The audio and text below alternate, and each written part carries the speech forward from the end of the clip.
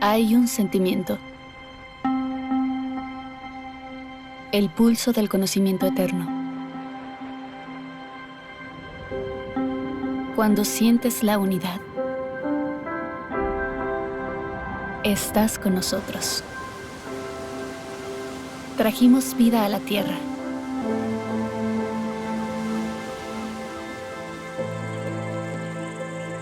No puedes vernos, pero florecemos a tu alrededor. En todas partes.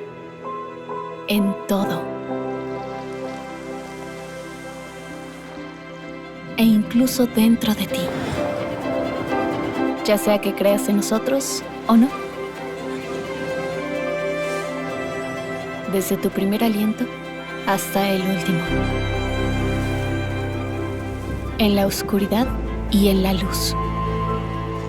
Somos los más viejos y los más jóvenes. Somos los más grandes y los más pequeños. Somos la sabiduría de 1,000 millones de años. Somos creación. Somos resurrección, condenación y regeneración. Somos Zetas.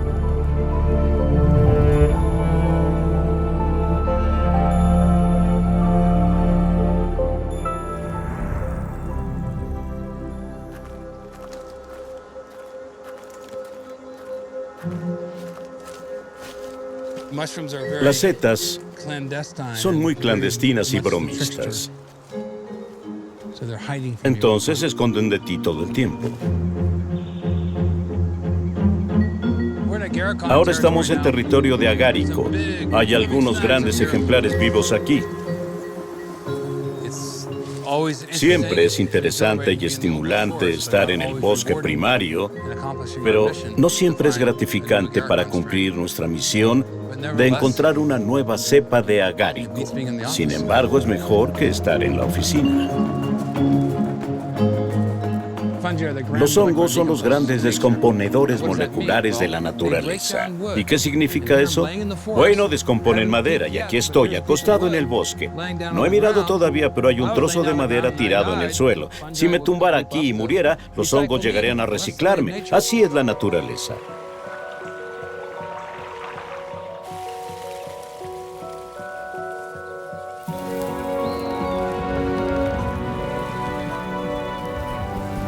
Las setas representan renacimiento, rejuvenecimiento, regeneración. Los hongos generan el suelo que da vida.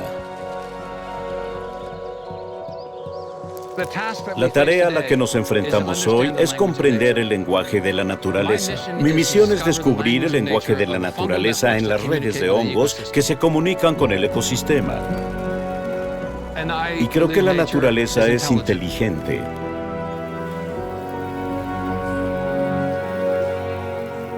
El hecho de que carezcamos de las habilidades lingüísticas para comunicarnos con la naturaleza no impugna el concepto de que la naturaleza es inteligente. Habla de nuestra ineficiencia para la comunicación.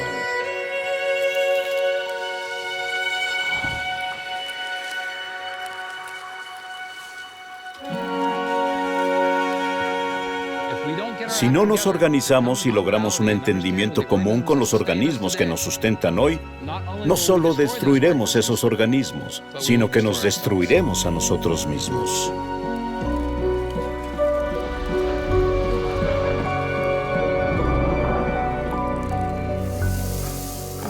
Las setas no son como vegetales y tampoco son como animales, sino que están en un punto medio.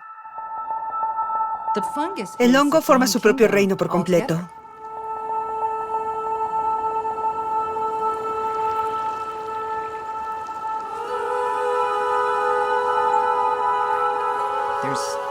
Hay más de 1.5 millones de especies.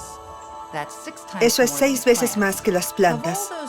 De todas esas especies de hongos, alrededor de 20,000 producen setas.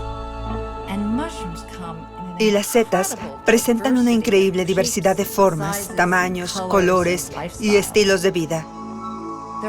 Incluso hay setas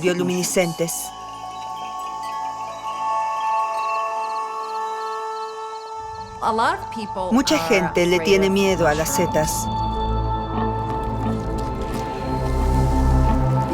La gente asocia las setas y los hongos, por ejemplo, el moho con muerte y descomposición, lo cual tiene sentido.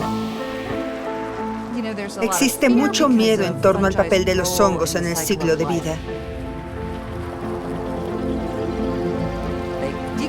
Descomponen los organismos muertos y moribundos, devolviendo todos esos nutrientes al ciclo. Están al final de la cadena, pero también están al principio. Una vez que comienzas a trabajar con setas, te sientes atraído. Una diferencia importante entre las plantas y los hongos es que las plantas han evolucionado para llamar la atención. Cuando un tomate se pone rojo, está diciendo, oye, estoy listo, ven por mí. A las setas les importa una mierda. Están haciendo lo suyo. Y muchas de ellas se esconden. Cada vez que recoges una seta, te enfrentas al dilema del omnívoro. ¿Sé lo suficiente para comer esto? ¿Debería comerla? ¿Me matará? Esa es una de las razones por las que la gente le teme a las setas. Porque sí, hay algunas que pueden matarte, hay algunas que te afectarán el hígado, los riñones. Pero para ser honesta, hay bayas en el bosque que también pueden matarte, entonces es cuestión de conocerlas bien. Hay una gran subcultura de micrófilos, de personas que están fascinadas con las setas. Recogen setas juntos y las comen juntos. Y son una especie de buscadores de placer con una inclinación científica. Realmente son mi tipo de gente. Este es un tricloma. Grifola frondosa. Este es un Cortinarius lordgricius. Agaricus bisporus. Ese es un líquen de cladonia. Entonces comencé a asistir a estos festivales y excursiones. Y aprendí más y más. Cambió mi forma de ver todo. En realidad, las setas fueron la ventana por la que llegué a comprender la naturaleza de una manera más profunda. Si no existieran los hongos, tendríamos una acumulación de materia vegetal que ahogaría la tierra. Es decir, realmente son la clave. Descomponen la vida vegetal y la hacen utilizable para nueva vida vegetal y animal. Son los tractos digestivos del bosque. Una de las formas de vida de los hongos son los descomponedores llamados saprobios o pudridores. Las levaduras y los mohos utilizados en la elaboración de cerveza, vino y queso son todos saprobios. En realidad, el moho del gorgonzola y del roquefort es de penicilina. El whisky de Bourbon es maíz fermentado con hongos. Pero esta capacidad de descomponer las cosas es un talento, por así decirlo, que se puede aprovechar para ayudarnos a lidiar con algunos de nuestros problemas, como la contaminación. Los saprobios pueden descomponer cualquier cosa natural. Para eso han evolucionado, cualquier cosa hecha a base de hidrocarburos. Así que eso incluye derrames de petróleo, problemas de contaminación. Esa es la verdad. Yo fui parte de este experimento. Había 4 montículos saturados de diésel y otros desechos de petróleo. Uno era un montículo de control. Uno se trató con enzimas, otro con una bacteria, y nuestro montículo lo inoculamos con esporas de setas. Los hongos absorben el aceite, por lo que producen enzimas, peroxidasas que rompen los enlaces carbono-hidrógeno. Estos son los mismos enlaces que mantienen unidos a los hidrocarburos. Entonces los hongos se saturan con el aceite. Al regresar 6 semanas después, retiramos las lonas. Los otros montículos estaban muertos y apestosos. Volvimos al nuestro y estaba cubierto de cientos de kilogramos de setas ostra. Algunas eran muy felices, eran muy grandes, mostraban cuánta nutrición podían obtener. Pero sucedió algo más, que fue una epifanía en mi vida. Las setas esporularon. Las esporas atrajeron insectos. Luego vinieron los pájaros cargando semillas y nuestro montículo se convirtió en un oasis. Las setas son los cuerpos fructíferos de los hongos, así que la seta es como la manzana. La mayor parte del organismo crece bajo tierra y se compone de estos largos hilos. Y estos hilos crecen una célula a la vez y luego se ramifican y se vuelven a ramificar, creciendo en todas las direcciones que pueden, incluso tridimensionalmente. Y esa masa de hilos se llama micelio. Cuando una rama cae al suelo, si la levantas, encontrarás micelio. Está prácticamente en todas partes. Un micelio tiene más redes que nuestro cerebro, vías neuronales, y funciona de la misma manera con los electrolitos, los pulsos eléctricos. Son las especies más comunes de la Tierra, están por todas partes. Para que te hagas una idea de la cantidad de hongos que hay en el bosque, mientras caminas hay unos 500 kilómetros de hongos bajo cada pisada que das, y eso es en todo el mundo. Y forman enlaces inmensos. Es como una gran red que crece a través del bosque.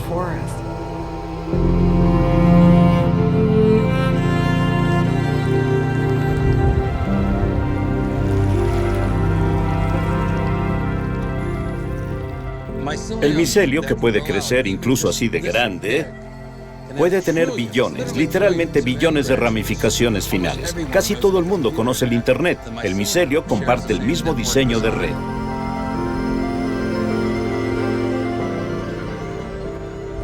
Los árboles se comunican utilizando el micelio como vías. Conecta un árbol con otro. También usan el micelio para alimentarse unos a otros. En otras palabras, un árbol puede intercambiar nutrientes con otro árbol a través del micelio.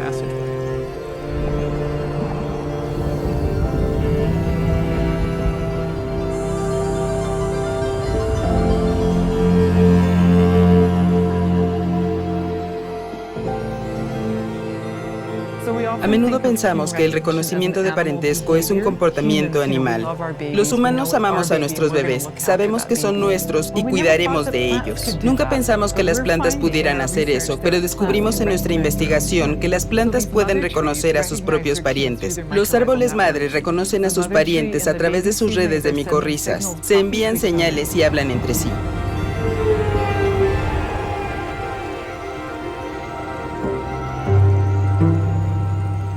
Cuando están conectados entre sí y el carbono se mueve entre las plantas, los árboles ayudan a los más débiles. Si la madre sabe que hay plagas alrededor y que está en peligro, aumentará su entorno competitivo hacia sus propios bebés para que se regeneren más rápido. Es algo mágico y esto no podría ocurrir sin los hongos.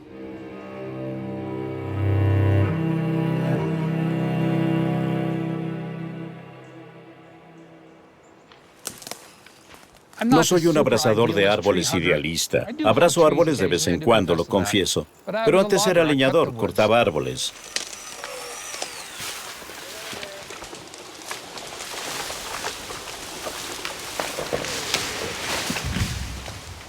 Maldita sea. Tenemos un 2x1. Sí. Cortamos estos árboles y vamos a dejar que se pudran, pero lo haremos con un propósito. Dejaremos que se pudran con setas shiitake, que son deliciosas y medicinales. En septiembre del 74, Paul trabajaba como leñador en Darrington. Fui a visitarlo un fin de semana. Estábamos caminando por el bosque y le mostré algunas setas. Él preguntó, ¿qué es esto? Le dije, son setas. Y dimos la vuelta. Vimos por primera vez una seta de color morado. Nunca había visto una así. Fue una gran epifanía, como sabes. Y ahí es donde todo comenzó. Simplemente nunca se detuvo. Estos son políporos de cinturón rojo. Elegantes políporos. Tienen un tallo peludo. Esta es una deliciosa seta rúsula, comestible por elección, y crece aquí en el bosque primario. Es raro que en la ciencia haya aficionados tan fervientes. La palabra aficionado significa ser amante de algo, y él ama las setas, y ha demostrado que los aficionados pueden hacer investigaciones importantes y fiables. Y ese solía ser el caso. El siglo XIX estuvo lleno de grandes naturistas aficionados. Darwin era uno de ellos.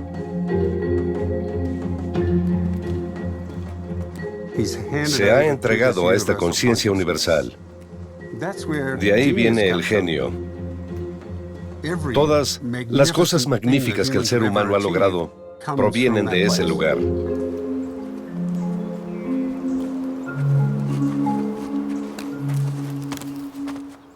Crecí en un pequeño pueblo llamado Columbiana, Ohio. Muy conservador, muy religioso. Mi hermano John fue a Yale y mi hermano Bill fue a Cornell, así que éramos una familia académica. Pero yo tenía un grave hábito de tartamudez que interfería mucho con mi capacidad de expresión. Estuve 6 años en terapia del habla. No podía pronunciar una sola frase sin tartamudear profusamente y la terapia no parecía ayudarme. No podía mirar a la gente a los ojos, así que toda mi vida miré al suelo. Si alguien se me acercaba, yo miraba al suelo. Encontré fósiles y setas.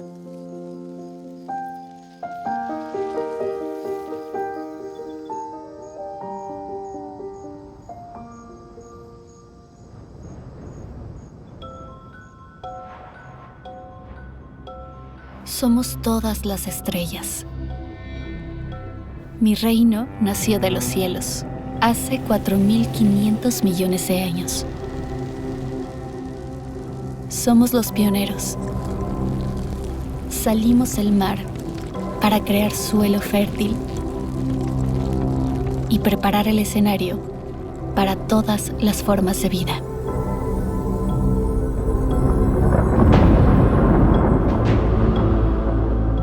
En Sudáfrica, en los sedimentos de lava, han encontrado organismos similares a los hongos, fósiles de micelio en la lava de 2.400 millones de años. Este es el registro más antiguo de un organismo multicelular en la Tierra. Este año se encontró otro fósil en los sedimentos de Brasil. Tiene 113 millones de años y es una seta con una forma perfecta. Nos separamos de los hongos hace unos 650 millones de años. Una rama dio lugar a los hongos, la otra rama dio lugar a los animales. Elegimos el camino de hacer circular nuestros nutrientes en una especie de saco, el estómago. El micelio permaneció bajo tierra, digiriendo externamente sus nutrientes. La biodiversidad surgió.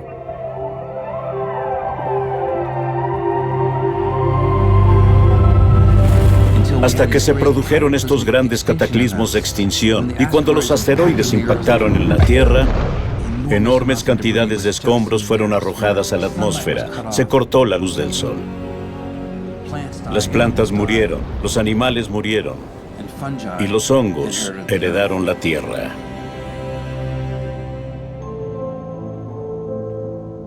De estos eventos de extinción hay una lección. Los organismos que se emparejaron con los hongos sobrevivieron.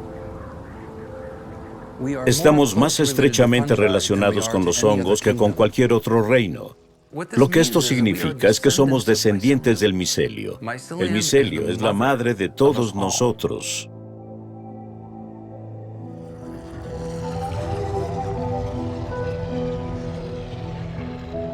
Los seres vivos como los hongos son inteligentes en el sentido de responder a su entorno. Buscan alimento y se defienden. Resuelven problemas. Y eso es inteligencia.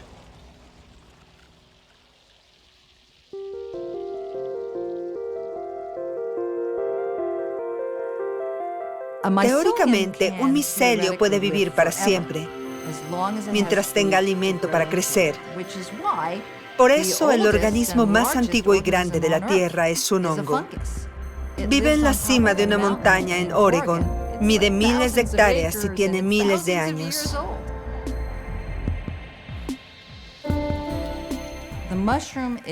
La seta es el órgano de reproducción sexual de la espora del hongo. Los hongos no tienen semillas, tienen esporas. Las esporas son sistemas portadores de genes extremadamente pequeños y livianos.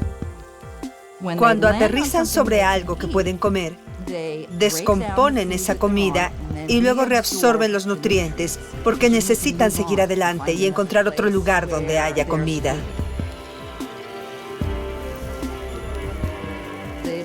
Las setas liberan millones de esporas a la atmósfera. Hay tantas esporas, es decir, respiras una vez, acabas de inhalar 10 esporas de hongos, así que están en todas partes. Hemos evolucionado con ellas. Cuando ves lo que hacen los hongos, es un poco espeluznante, de la manera más maravillosa. Es decir, corrigen todo en la Tierra. Apoyan la vida, transforman la vida, llevan la vida, son seres extraordinarios. Si los humanos se extinguieran, ¿cuál sería la próxima especie que se apoderaría de la Tierra? Quizá el micelio sea la especie dominante, no solo porque es la especie más común en la Tierra, está por todas partes. Mira, los humanos somos 7.000 millones, pero solo somos pequeñas criaturas deambulando. Somos vulnerables y no sobrevivimos fácilmente en condiciones adversas. Hurricane Harvey has started to make landfall here on the Texas coast. More than 30,000 people are without power, and things are only expected to get worse. Puerto Rico, it's had the worst storm in about a century, and it is struggling to understand the new normal of months ahead without basic services. Climate change is one of the biggest threats to our present world, to the future of our planet.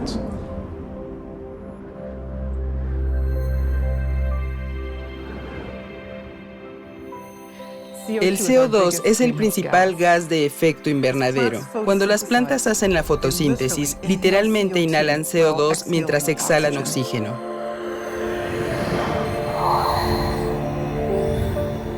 El CO2 es lo que fotosintetizan las plantas. Recogen ese carbono y lo ponen en diferentes lugares. Lo ponen en sus hojas y en sus troncos, pero estamos descubriendo que el 70% lo ponen bajo tierra.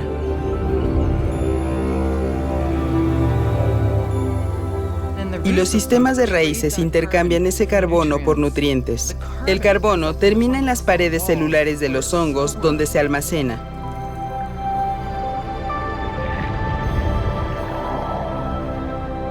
Esto alimenta a la comunidad microbiana y a todas las demás partes de la red alimentaria, y comienzan a reciclar los nutrientes a través de ese proceso de alimentación. Entonces, los hongos son muy importantes en la estabilización del carbono en el suelo. Una vez que el carbono es estable, puede permanecer almacenado durante miles de años. Sabemos, por ejemplo, que el carbono puede moverse en una planta a otra y nivela la distribución de carbono en ese sistema. Trabajan muy duro. Si conservamos la planta, el bosque y la comunidad fúngica natural, tenemos un motor natural que almacena carbono bajo tierra, entonces es esencial. Está ahí para nosotros, justo frente a nosotros. Hacemos más que setas. Tenemos la capacidad de hacer mucho más que descomponer la materia.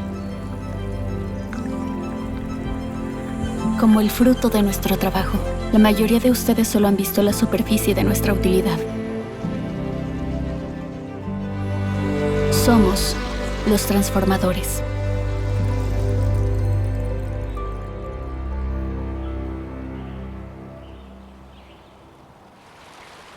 Creo que tenía 14 o 15 años cuando mi hermano John me dio un libro llamado Estados alterados de la conciencia. Y en ese libro se hacía referencia a Andy Weil en la parte conciencia expandida y me emocioné mucho.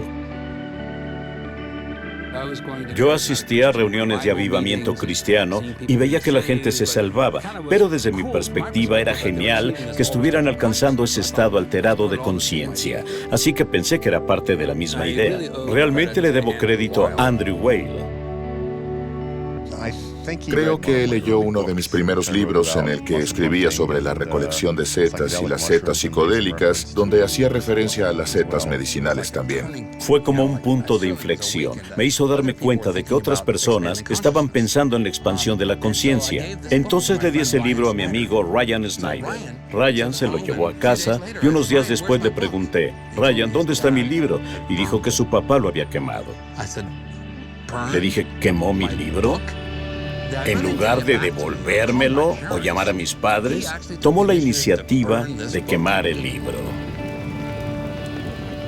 Tengo una profunda deuda de gratitud con el padre de Ryan Snyder, porque ese acto solo despertó más mi interés. Y pensé, si esto es tan poderoso para provocar que una persona haga algo tan extraño, entonces debería examinar de qué se trata este tema. La existencia humana en la Tierra se remonta a un periodo de tiempo extraordinariamente largo. de la mayoría del cual no tenemos información identificable. Es totalmente plausible, dado que los pueblos indígenas de todo el mundo conocen íntimamente toda la vida vegetal y están familiarizados con las diferentes combinaciones de vida vegetal, que nuestros antepasados prehistóricos hayan encontrado las plantas que alteran la conciencia. En aproximadamente 2 millones de años, la corteza humana triplicó su tamaño y el cerebro se transformó en un periodo de tiempo evolutivo ridículamente corto. 2 millones de años no es nada cuando se trata de evolución. ¿Qué provocó eso? A finales de la década de 1970, Terence McKenna y su hermano Dennis McKenna fueron los primeros que propusieron la teoría del mono dopado. Ahora se sabe que 22 especies de primates, 23 incluyéndonos, consumen setas. Y la idea es que nuestros antepasados salieron de los árboles y cruzaron la sabana para rastrear heces de animales. En los subtrópicos, la seta más común que sale de las heces de las vacas es el Psilocybe cubensis, una potente seta mágica. Una cosa que las setas y otros psicodélicos hacen es inducir una sinestesia. La sinestesia es la percepción de una modalidad sensorial en otra. Escuchar colores, por ejemplo, o ver música.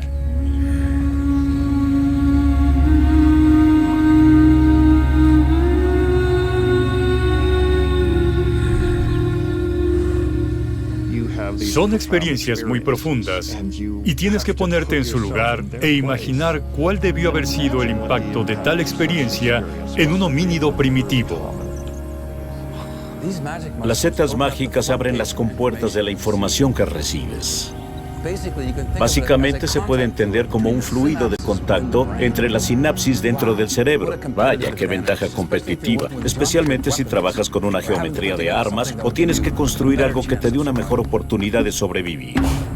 El hecho de que esto sucediera no una, ni dos, sino millones y millones de veces a lo largo de millones de años es una explicación muy plausible de la triplicación del cerebro hace 2 millones de años. No es tan sencillo como decir que comieron setas de psilocibina y de repente el cerebro mutó. Es más complejo que eso, pero creo que fue un factor. Funcionó como un software para programar este hardware neurológicamente moderno para pensar, para tener cognición, para tener lenguaje. Porque el lenguaje es esencialmente sinestesia. El lenguaje es una asociación con un sonido aparentemente sin sentido, excepto que está asociado con el complejo de significado. Se podría decir que una gran parte del espacio del cerebro está dedicada a la generación y/o comprensión del lenguaje. Esas estructuras neuronales no las tenían nuestros antepasados. Es un rasgo humano tener tantos rasgos fisiológicos dedicados a generar y comprender el lenguaje, y eso es un reflejo del avance evolutivo que nos hizo lo que somos.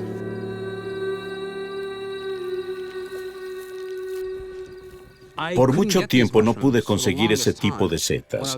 Cuando estaba en Ohio compré una bolsa de setas mágicas, pero no tenía ningún guía, no tenía recomendaciones sobre cuánto consumir. Tenía una bolsa de este tamaño, así que pensé, bueno, tal vez esto sea una dosis, así que me comí toda la bolsa. Ahora, para aquellos que no saben, eso es como 10 veces más de lo que necesitas consumir. Era un día caluroso de verano y había un árbol grande y hermoso, un roble.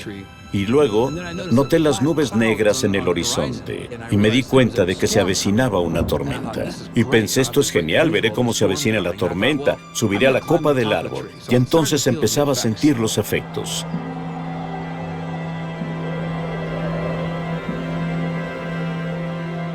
Percibía ondas, como si el aire se volviera líquido. Y cierta distorsión atravesaba mi campo visual. Nunca había visto eso antes. Y pensé, esto es de lo que estaban hablando. Y vi que las nubes se estaban acercando, pero ahora lucían enojadas. Y luego los relámpagos sonaban. Y entonces veía fractales geométricos que emanaban de los rayos. Muy pronto empecé a ver mosaicos superpuestos de patrones matemáticos y figuras geométricas de múltiples colores que nadaban en mi campo de visión por el que volaban estas ondas. Nunca en mi vida había visto algo así. El viento aumentaba, la lluvia se aproximaba y me asusté mucho. Entonces me di cuenta de que estaba en la cima de una colina durante una tormenta eléctrica en el árbol más alto. No es el mejor lugar para tener una experiencia espiritual. Así que me aferré al árbol con fuerza y fue mi pilar. Me llevó de regreso al centro de la tierra y me aseguré mientras me aferraba al árbol. Los rayos caían por todas partes, los truenos resonaban. Por el tiempo que pasaba entre un rayo y un trueno, sabía que se acercaba cada vez más. Estaba aterrorizado de no poder sobrevivir. Y durante esta experiencia aterradora e increíble al mismo tiempo, estaba en el árbol y dije, bueno, ¿en qué debería concentrarme?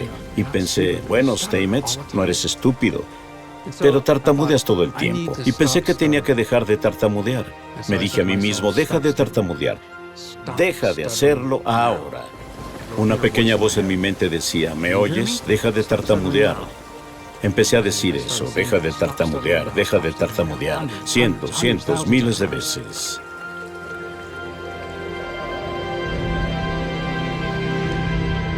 Después de que pasó la tormenta, bajé del árbol, empapado hasta los huesos, enamorado de la vida, de la naturaleza, enamorado de ese árbol. Ese árbol era tan importante para mí. Me fui a casa y me fui a la cama. No vi a nadie. A la mañana siguiente me desperté y había una mujer realmente atractiva que me gustaba mucho, pero nunca había podido mirarla a los ojos porque tenía miedo de tartamudear y avergonzarme. Así que era mejor evitar el contacto social, a pesar de que realmente me atraía. Y a ella le agradaba, pero yo no sabía qué hacer con eso, con esa tensión. Entonces pasó a mi lado, me miró y dijo, «Buenos días, Paul». Y por primera vez la miré directamente a los ojos y dije, «Buenos días, ¿cómo estás?» Y dejé de tartamudear en una sesión.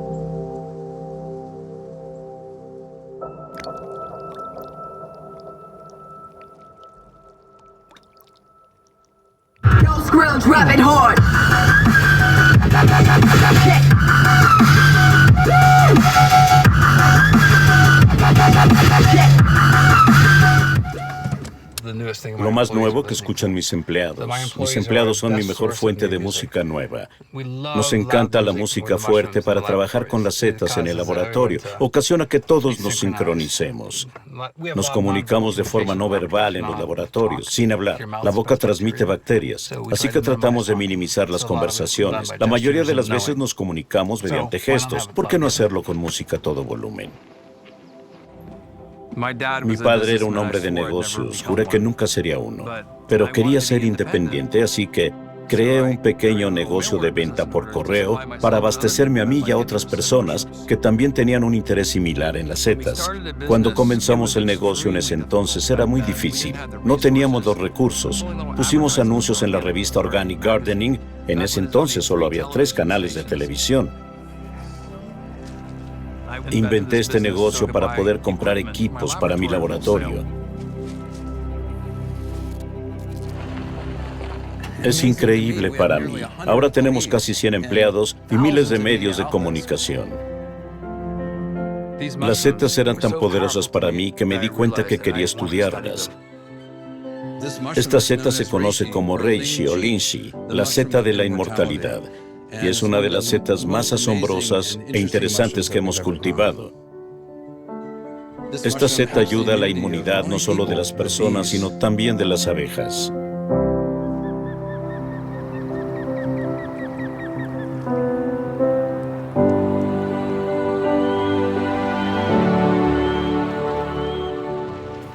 En esta colina tenemos un cuarto de sección de propiedad, 160 hectáreas. Y tenemos un gran experimento micológico. Plantamos 33,000 árboles, la mitad con hongos micorrízicos adheridos a las raíces, la otra mitad sin ellas. Y este es el 9º año, así que hemos registrado en una hoja de cálculo de Excel 1,100 árboles para comparar los tratamientos. Conseguí una buena cantidad de dinero gracias a la licencia de una de mis patentes. Así que cuando el clima político en los Estados Unidos empezó a ser adverso para los ambientalistas, compramos un terreno en Canadá. Creo que el hecho de que no venga de un camino académico convencional es parte de la razón por la que está dispuesto a explorar ideas que no están en el radar de nadie más. Me siento realmente honrado de haber descubierto cosas que nadie más había descubierto. Ahora tengo 5 patentes sobre hongos entomopatógenos. Son hongos que infectan a los insectos. El mayor problema en la comercialización de biopesticidas hechos a partir de hongos es la propiedad de repelencia de esporas. Los insectos evitan las esporas de estos hongos. De hecho, las termitas están tan preocupadas que si una obrera sale y se encuentra con este hongo, cuando regresa, las termitas que cuidan el nido capturan a la obrera que está infectada con las esporas, la llevan a un cementerio, le cortan la cabeza y se suicidan. Intentan proteger a la reina, el nido y la colonia de la infección. Y descubrí algo que nadie más había registrado en la literatura científica. Encontré un interruptor biológico que retrasaba la esporulación, y entonces los insectos no eran repelidos, pero se sentían muy atraídos. Entonces uno encuentra el hongo, otros lo siguen y termina siendo un caballo de Troya. Las termitas que cuidan el nido dejan que las obreras pasen con los hongos, se las dan a la reina se los da a comer a sus crías. Y toda la colonia se momifica por el micelio. Así que se infecta y muere. Y luego las propiedades de repelencia de esporas protegen tu casa de invasiones posteriores. Este es un gran descubrimiento. También lo probé con hormigas carpinteras, con hormigas rojas y con mosquitos. Y ahora estamos trabajando con chinches. Hemos tenido éxito en todos los ámbitos. Todo el ecosistema está impregnado de hongos. Así que los veo como depósitos de la ecología que nos rodea.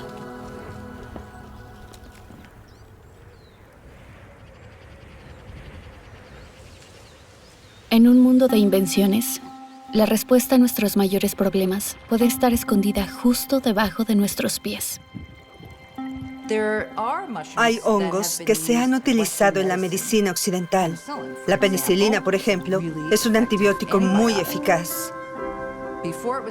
Antes de que se sintetizara durante la Guerra Civil, cuando un soldado resultaba herido, le ponían un trozo de pan mohoso en la herida para beneficiarse de esas propiedades antibióticas, para que no contrajera una infección. Alexander Fleming descubrió la penicilina en 1927. El problema era que no encontraban cepas que pudieran comercializarse, que pudieran producir suficiente cantidad de forma comercialmente económica. Después, en 1942, un grupo de investigadores en Chicago fue de compras. Y un asistente de laboratorio encontró un melón que se estaba pudriendo. Tenía un bello moho dorado. Y de esa cepa obtuvimos la primera cepa hiperproductora de Penicillium. La penicilina literalmente salvó la vida de miles de soldados. Los británicos la tenían, pero los alemanes y los japoneses no. Se ha sugerido que el descubrimiento de esta cepa hiperproductora de penicilina influyó notablemente en la victoria de la Segunda Guerra Mundial. Alexander Fleming recibió el Premio Nobel en 1945 en reconocimiento al impacto que tuvo la penicilina en la salud humana.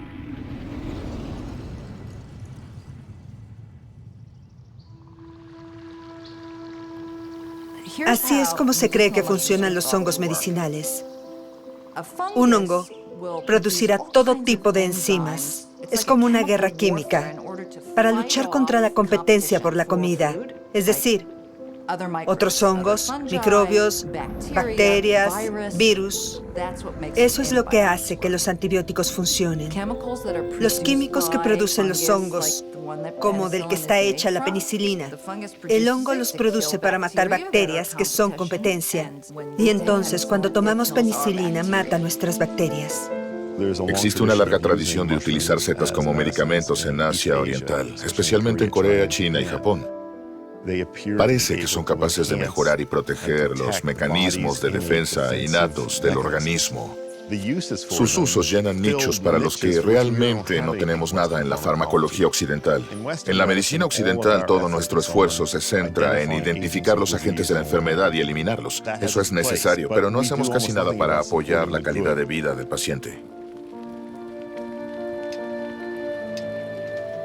Los chamanes trataban a los pacientes y se pensaba que las enfermedades eran elementos del mundo espiritual. Bueno, los médicos hoy en día tratan infecciones y sus espíritus son bacterias patógenas o virus. Así que, ya sea que los chamanes los llamen espíritus o que los científicos los llamen microbios, con la invención del microscopio podemos ver el universo y el paisaje microscópico sobre el que damos cada paso. El hecho de que estas redes de hongos sean aparentemente invisibles, pero luego se manifiesten en una gran seta floreciente en cuestión de pocos días, nos da una ventana al paisaje invisible que hay bajo nuestros pies.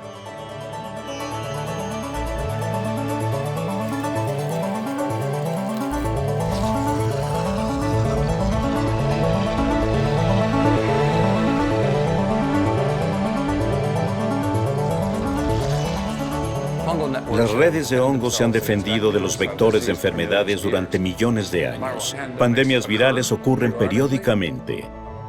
Entre 1347 y 1353, un tercio de la población europea murió a causa de la peste negra.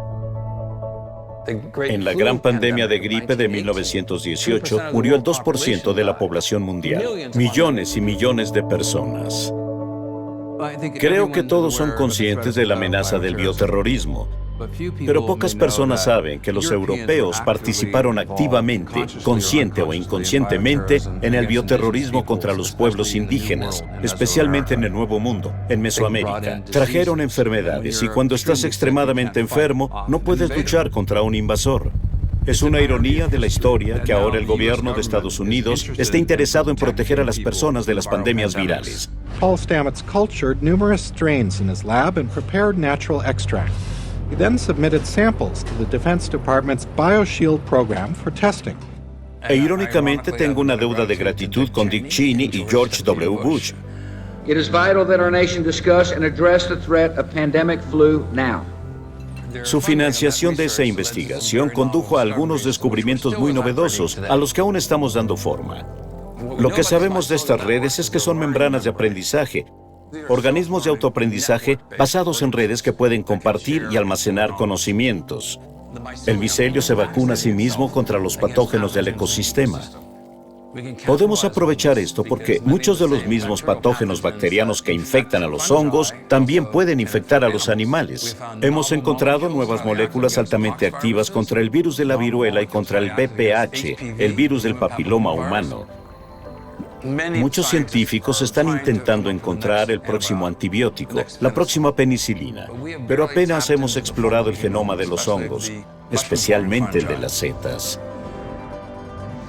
Piénsalo, los bosques primarios donde se encuentran estos hongos ancestrales son depósitos profundos de compuestos potenciales que pueden combatir los virus pandémicos. Deberíamos salvar los bosques primarios como cuestión de defensa nacional.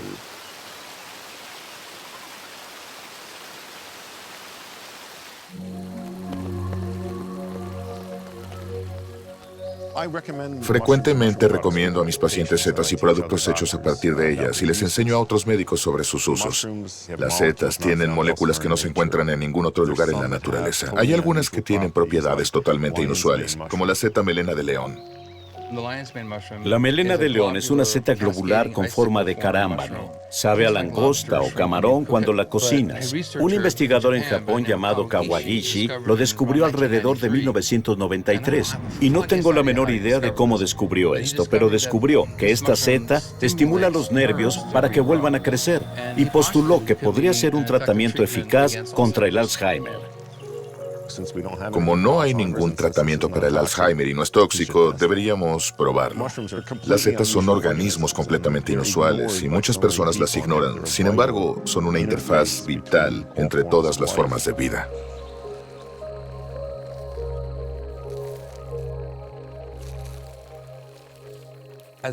En la Universidad del Sur de Florida se realizó un estudio muy interesante. Entrenaron ratones para que tuvieran una respuesta de miedo condicionado, y entonces, cuando escuchaban un sonido que asociaban con dolor, se encogían de miedo. Cuando trataron a los ratones con psilocibina, el compuesto de las setas mágicas, los ratones disociaron ese vínculo. Los ratones superaron la respuesta condicionada. We started with very low doses to as high a dose as 1 milligram per kilogram. Now, what was interesting, if you look at double-labeled cells, in other words, the birth of new neurons, we saw an increase in neurogenesis. Neurogénesis significa literalmente neuro de nervios y génesis, renacimiento o comienzo, el renacimiento de las neuronas. No usaban las mismas vías neurológicas que en el pasado. Esto es muy emocionante porque significa que el cerebro tiene plasticidad, es capaz de sanar, es capaz de crecer. Solo necesita los compuestos adecuados para desarrollar nuevas vías neurológicas. Todos estamos envejeciendo, todos sufrimos algún grado de demencia. ¿Qué compuestos podemos tomar que mejoren y preserven la neurogénesis? Conozco a muchas personas que no se atreverían a hacer un viaje con setas de psilocibina, pero si consumieran una parte muy pequeña de una dosis. Y eso provocará neurogénesis. Tal vez podría hacerlos más inteligentes o más felices. Y ese es un tema completamente diferente. Estamos en una búsqueda interminable de compañeros, de relaciones que afirmen la vida. O al menos, alimento para la siguiente etapa de nuestro viaje. Hemos florecido al lado de tu especie, simbióticamente, durante siglos. Muchas culturas chamánicas recurrieron a las setas para sus experiencias trascendentales. Esto es antes de la religión, en todo el mundo. Se trataba de la conexión del individuo con el mundo espiritual, o el misterio, que es nuestro contexto de vida.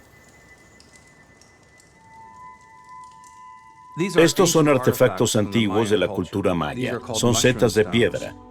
Esta podría ser la colección de setas de piedra más grande del mundo. La cultura maya era micófila y usaban las setas de piedra para la adivinación, para la espiritualidad, también para poder predecir cuándo se acercaban los ejércitos enemigos y para elaborar estrategias contra ellos.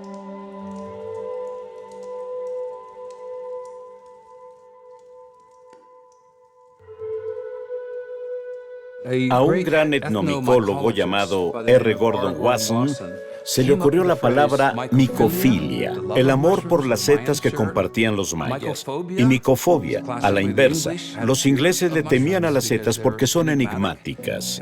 Pueden drogarte, pueden curarte, pueden alimentarte, pueden matarte, y así lo que es tan poderoso es naturalmente temido. Wasson era un micólogo aficionado, una persona que estudia los hongos, y lo invitaron a participar en la ceremonia de una curandera, María Sabina, en 1955. Ingirió esas setas y tuvo una experiencia psicodélica. Y R. Gordon Wasson publicó su investigación en la revista Life en 1957. Y fue básicamente una guía de campo sobre las setas de psilocibina entregada en la puerta de las casas de millones de estadounidenses durante el apogeo de la Guerra Fría. Los académicos de Harvard y otras escuelas de la Ivy League mostraron interés en esta investigación, de igual forma que algunos intelectuales, incluidos Timothy Leary, Ram Dass y el Dr. Andrew Weil. ¿Por qué las setas producen moléculas que se adaptan a los receptores del cerebro y el cuerpo humano? ¿Qué dice eso? ¿Qué significa? Es decir, ¿significa que debemos utilizarlas? Los psicodélicos durante los años 50 y 60 fueron la vanguardia de la investigación psiquiátrica. Hubo estudios notables con hallazgos muy prometedores. Los psicodélicos se volvieron parte de la investigación psiquiátrica durante 30 años y se investigaron varios indicios muy interesantes. En realidad, los mejores datos fueron sobre alcoholismo. Descubrimos que tener una experiencia mística durante el transcurso de una sesión era el factor más decisivo para predecir el resultado positivo, es decir, mantener la sobriedad durante el largo periodo de seguimiento, y fue muy impresionante. Algunas de estas drogas se habían escapado del laboratorio, por así decirlo. Millones de personas las estaban usando. Y hay que estar conscientes de que era una fuerza radical desatada en Occidente.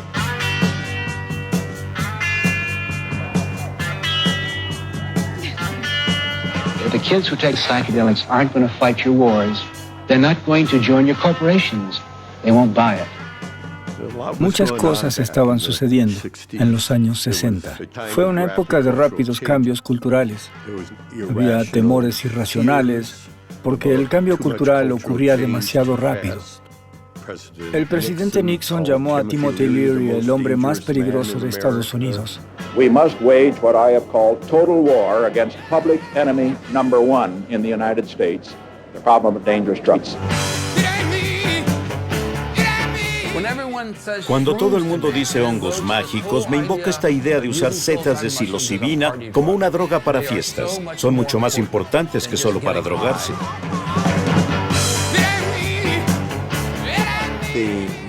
El movimiento para erradicar los principales psicodélicos es increíblemente complejo y se conectó a un movimiento de contracultura, un movimiento contra la guerra, un movimiento antisistema.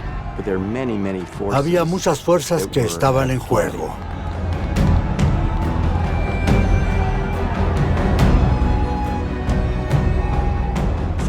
De alguna manera, la mecha se quemó y una de las víctimas fue la investigación médica con psicodélicos.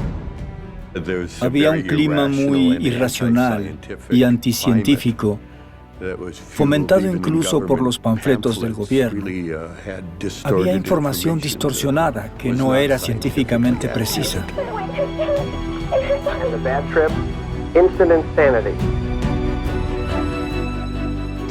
La investigación se detuvo en 1970. Se declaró la guerra a las drogas, se aprobó la ley de sustancias controladas y esencialmente se descartó la investigación para que no se enseñara en psiquiatría. Creo que tengo la dudosa distinción de ser el último en darle psilocibina a un paciente con cáncer en el Centro de Investigación Psiquiátrica de Maryland. Y luego la investigación se volvió completamente inactiva. En nuestra evolución como especie, nos encontramos en el punto de enfrentar un gran cambio de paradigma. Un cambio en la forma en que vemos lo que llamamos realidad.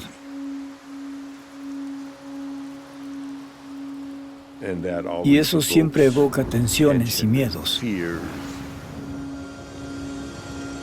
La cultura quiere aferrarse a la vieja visión del universo.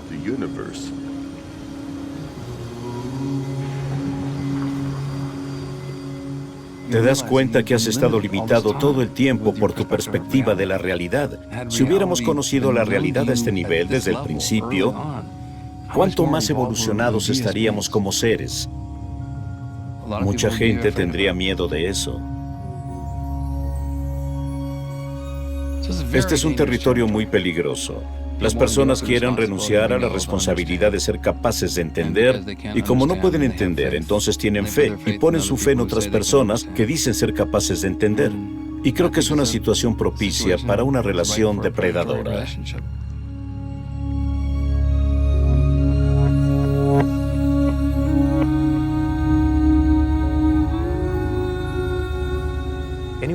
Cualquiera que haya tenido una experiencia así en un país donde no es legal tenerla, se siente atrapado en esta posición donde algo realmente hermoso y generoso, un gran regalo para ti, no es comprendido por la cultura en general y además te pone a ti o a otras personas en riesgo de ser procesadas.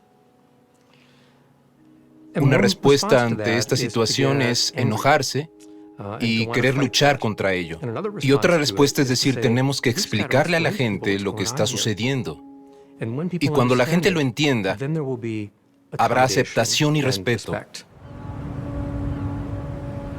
Hay varios ancianos en el área de la bahía en San Francisco dedicados a la psicología o a los estudios religiosos, que recibieron la invitación a una pequeña conferencia en Esalen, llamada Simposio del Pacífico sobre Drogas Psicodélicas.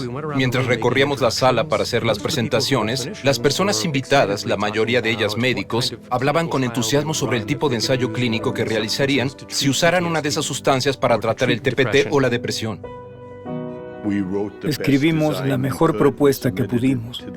La presentamos a la FDA y lo aprobaron. Fue en 1999.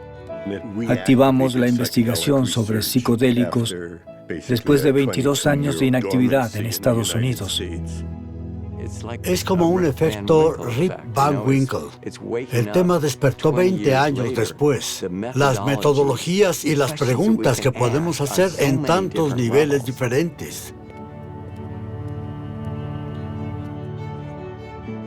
Me habían diagnosticado cáncer de próstata. Mi diagnóstico era tan malo que me dijeron que no tenía yo ninguna oportunidad. Me diagnosticaron cáncer de riñón. Descubrí que era necesario poner mis asuntos en orden. Me enteré del estudio por primera vez cuando mi oncólogo me dio un folleto. Dijo, aquí hay algo que podría ayudarte con la ansiedad.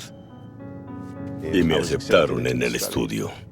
Lo más importante es recordar que siempre estás a salvo. Y nuestra recomendación es que permitas fluir lo que sea que se presente. No te tiene que gustar, pero es recomendable aceptarlo, en lugar de intentar huir. Cuando un voluntario se inscribe, está con nosotros para la preparación, las sesiones de psilocibina y los seguimientos de integración posteriores.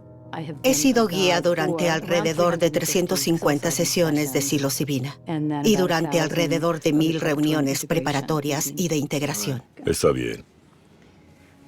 Bien, levanta la cabeza. Se trata de experimentar lo que surge cuando la psilocibina hace efecto.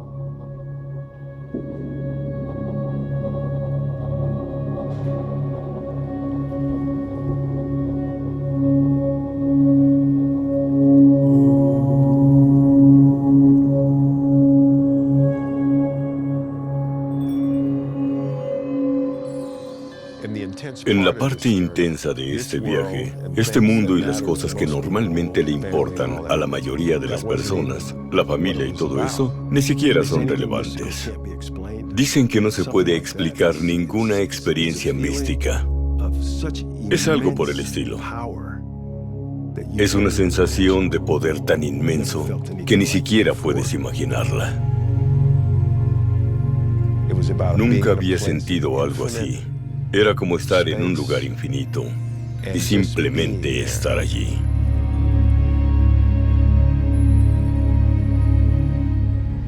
Se experimenta un estado de ánimo positivo, a veces un sentimiento de apertura, de amor, una trascendencia del tiempo y el espacio. Se piensa que es inefable. La gente dice, no puedo describir la experiencia.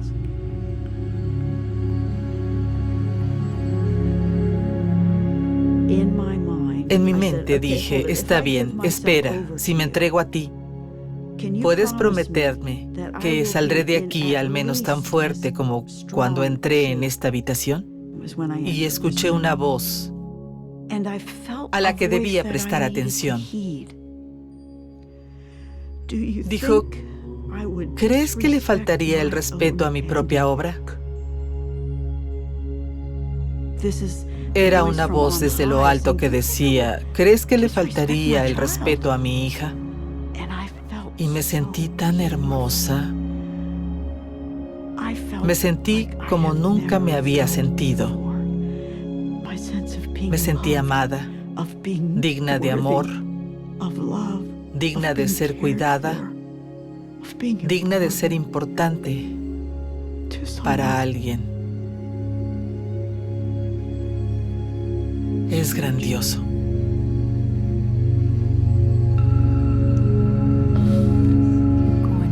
Vas a entrar. Lo estás haciendo muy bien.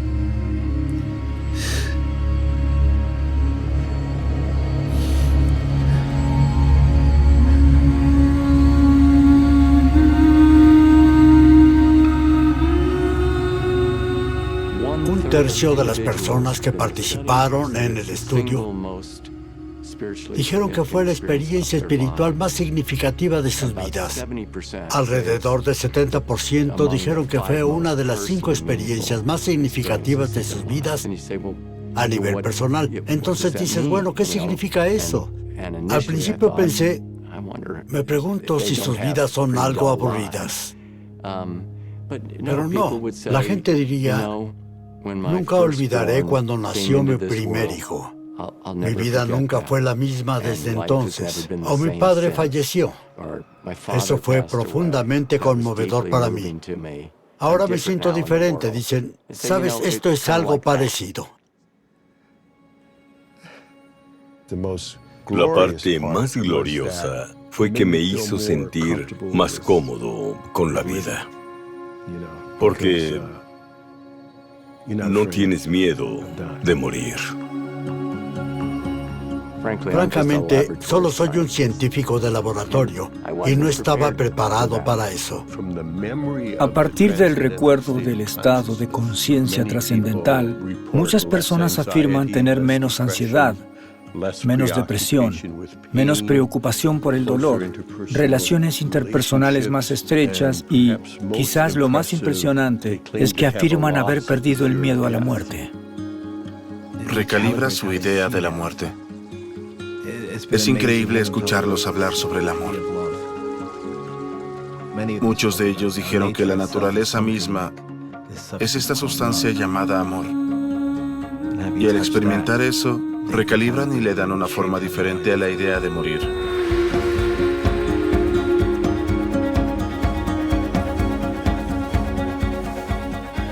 El equipo de investigación de la psilocibina de Johns Hopkins ha completado un total de 9 estudios y eso llamó la atención del mundo.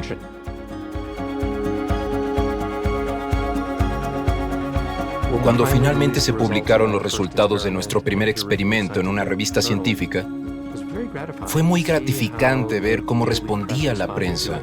A little bit of health news for you. A single dose of psychedelic magic mushrooms can make people with severe anxiety and depression feel better for months. Cambia la forma en la que se ven a sí mismos y a otras personas. Y es a partir de una sola experiencia, no como el Prozac que debes seguir tomándolo día tras día. Estos no son medicamentos crónicos. Y las grandes farmacéuticas enfocan sus investigaciones y desarrollo en medicamentos que sí lo son. Los tratamientos de psilocibina involucran 1, 2, quizá 3 píldoras. Eso es todo. Ese no es un buen modelo de negocio. No se puede ganar mucho dinero así. El núcleo de esta experiencia mística es un misterio, francamente. Es el misterio existencial.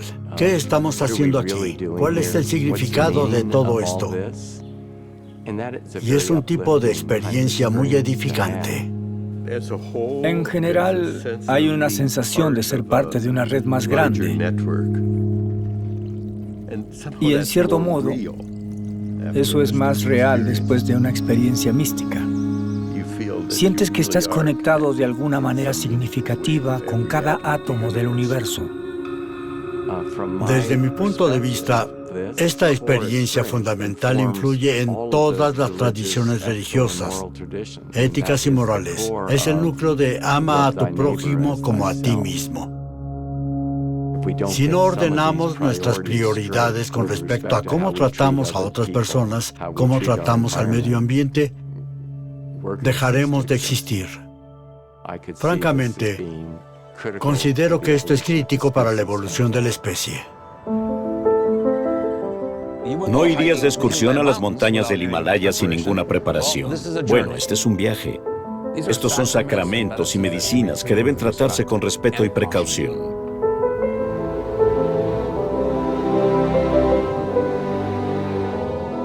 Considera que está en sintonía con tu iglesia personal. Te sentirás asombrado por el universo.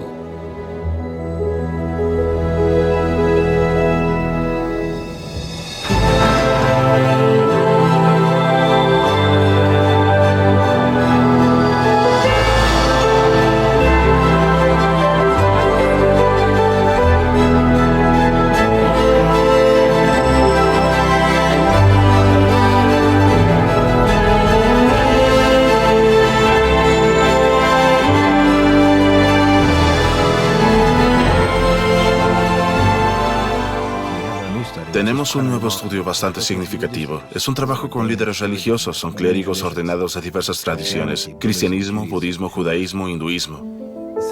Dado que estas experiencias son la base de las principales religiones, ¿por qué no invitar a líderes religiosos que pasaron sus carreras estudiando este panorama a tener la experiencia?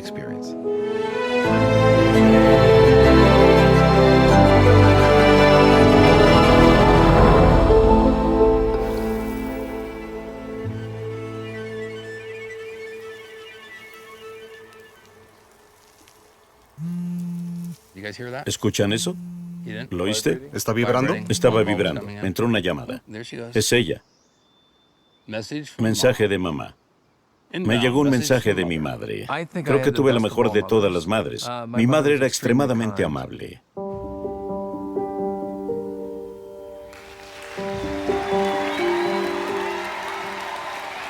Hay otra seta que fortalece el sistema inmunológico y se le conoce como cola de pavo. Estas setas se han utilizado durante más de 1000 años. Esto es algo que me impactó personalmente porque en junio de 2009, mi madre de 84 años me llamó y me dijo, Paul, tengo algo muy serio que decirte. Ella dijo, mi seno derecho es 5 veces más grande que el izquierdo. Tengo 6 ganglios linfáticos inflamados del tamaño de nueces. Su voz empezó a temblar y no me avergüenza admitir que comencé a llorar. Tenía cáncer de mama en etapa 4. Pero luego el médico le dijo, tu edad es muy avanzada como para someterte a radioterapia.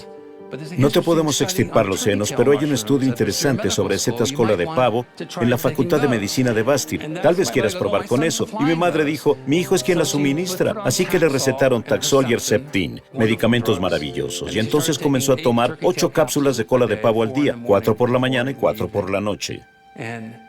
Eso fue en junio de 2009. Hoy, mi madre no tiene tumores detectables. Ahora me gustaría que subiera conmigo.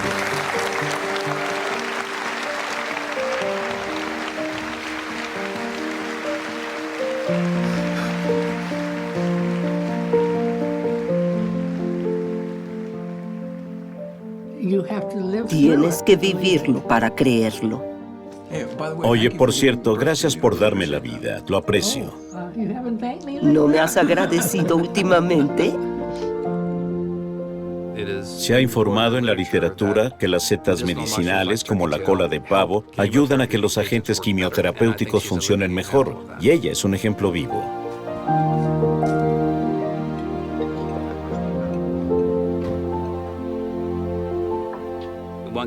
Tal vez alguien querría discutir conmigo sobre las estadísticas, pero mi madre está viva y todos los médicos que la vieron no creían que sobreviviría.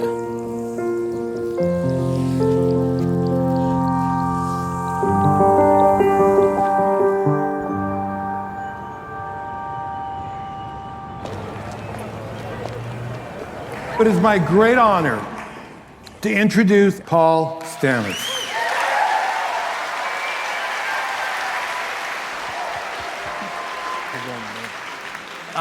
He traído un amigo hongo de un bosque primario. Les presento a agárico.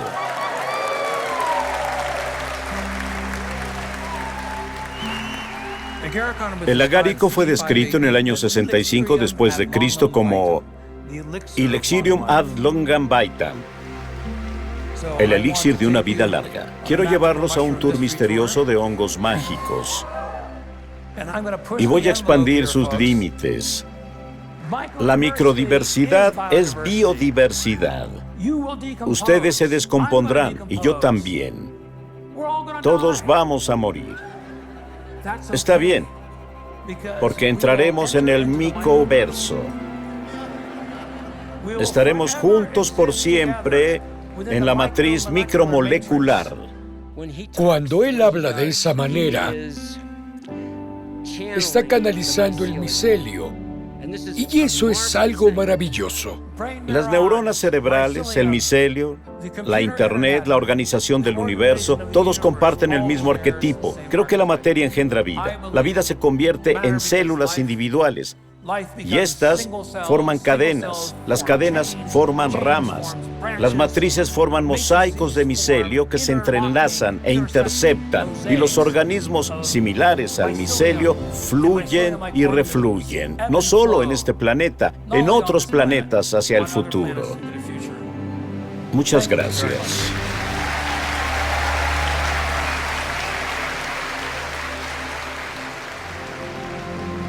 Es maravilloso que Paul nos haya dado tanta información sobre todos los aspectos de las setas y que haya inspirado a muchos jóvenes. Ahora hay gente como Trav Cotter que continúa con el gran trabajo que comenzó Paul, hablando sobre biopesticidas, hablando sobre formas para desintoxicar el petróleo. Todas estas cosas increíbles comenzaron porque personas como Paul las introdujeron a la cultura en general. Y los jóvenes ahora han asumido la causa y amplían nuestro conocimiento sobre lo que el mundo de las setas puede hacer por nosotros. My name is Peter, and I'm with the Radical Mycology Project. I recently trained a mushroom to digest used cigarette filters. El libro de Paul Stamets, Mycelium Running, puso mi mente en marcha. Fue entonces cuando descubrí que las setas eran mucho más que solo comida. Cuando dejé la escuela, solo estaba haciendo música rap. Sabía muy poco sobre el mundo natural. Nunca había hecho senderismo antes de los 18 años. Pero al ver el video de la conferencia TED de Paul Stamets, me inspiró a conocer más sobre el maravilloso mundo de la micología. Mi primer libro sobre setas fue The Mushroom Cultivator de Paul Stamets. Estaré eternamente agradecida con él por mostrarme que está bien estar loca por las setas. Ni siquiera conocemos la mayoría de las especies de hongos. Todos los días se descubren nuevas especies y no es necesario ir a lugares exóticos para descubrirlas. Cualquiera puede aportar a la ciencia, desde identificar una nueva especie hasta desarrollar un nuevo protocolo de micromediación. Existe una gran necesidad de que más personas estudien los hongos y hay muchas oportunidades. Es sorprendente lo que no sabemos sobre las setas. Realmente son una frontera de conocimiento. Tal vez puedan ayudarnos a resolver muchos problemas si las investigamos a profundidad. Cualquiera puede contribuir a la micología simplemente caminando por el bosque. Es posible que encuentre una especie que no se ha descubierto. Necesitamos las setas. Trabajamos juntos como comunidad para resolver problemas. Podríamos ser la comunidad que sane al planeta. Se estima que 2/3 de nuestro suministro de alimentos dependen de la polinización de las abejas. Desafortunadamente estamos perdiendo abejas en todo el mundo en una dramática extinción que es muy peligrosa para la bioseguridad de este planeta. Así que empecé a explorar formas para ayudar a salvar a las abejas. Noté que en verano hay un flujo continuo de abejas que van de las colmenas al micelio. Y caí en cuenta que quizá las abejas se benefician de los extractos de micelio porque tienen propiedades antivirales. Así que cultivé las cepas más agresivas y comenzamos a probar los efectos de estos extractos para ayudar a las abejas a sobrevivir. Algunos de estos extractos de hongos son muy buenos para reducir niveles virales en las abejas. Entonces estamos hablando de un hongo que está ayudando a combatir los virus en un insecto. We're using mushrooms to create an entirely new class of materials, which are totally compostable at the end of their lives. The researchers found that when they heated a portobello mushroom skin to roughly 2,000 degrees Fahrenheit, it became a lattice of carbon nanoribbon that could be used in battery design because it allows a good amount of surface area for storing energy. Puede filtrar agua. Puede crear compuestos medicinales sobre demanda. Hemos trabajado en Haití y la gente te mira como si tuviera superpoderes. Entonces les digo, tú también vas a tener superpoderes. Al no tener ninguna formación, entrar en el laboratorio fue muy gratificante. Me sentí como un superhéroe, sentí que podía hacer cualquier cosa. Eres oficialmente un granjero de setas. Esporulando. Esporulando, esporgasmo. Veo a nuestra especie como parte de un todo más grande. En lugar de estar en la cima de la pirámide, somos uno de los organismos dentro del círculo y el círculo está formado por micelio. Nos mantiene unidos a todos.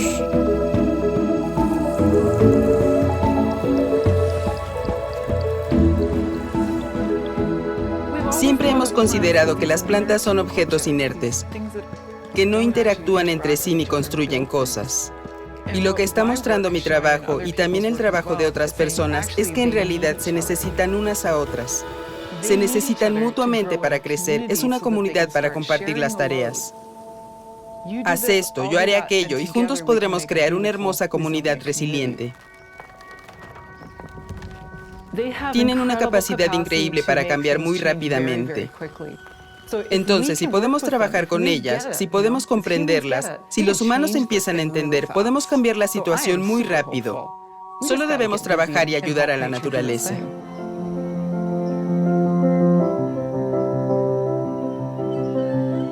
La evolución nunca se detiene, no es algo que suceda y luego se detenga, está sucediendo continuamente.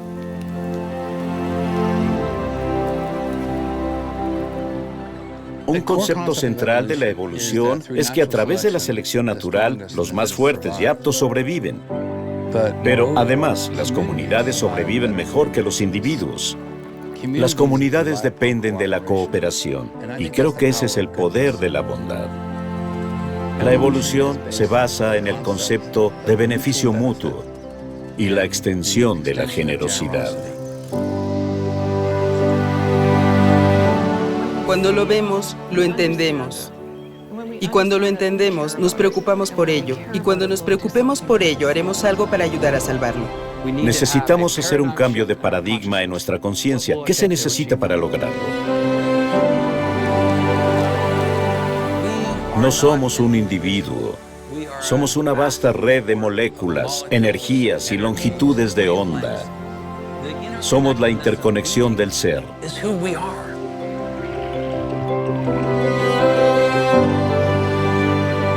Nuestro mundo siempre está cambiando, no para bien o para mal, sino para la vida. Si llegan las tormentas y sube el agua, si el fuego abraza la tierra o desciende la oscuridad, estaremos aquí, trabajando, como siempre lo hemos hecho, ampliando la red, construyendo comunidad, restaurando el equilibrio. Una conexión a la vez. Puede tardar 1 millón de años o 100 millones de años, pero nosotros seguiremos aquí.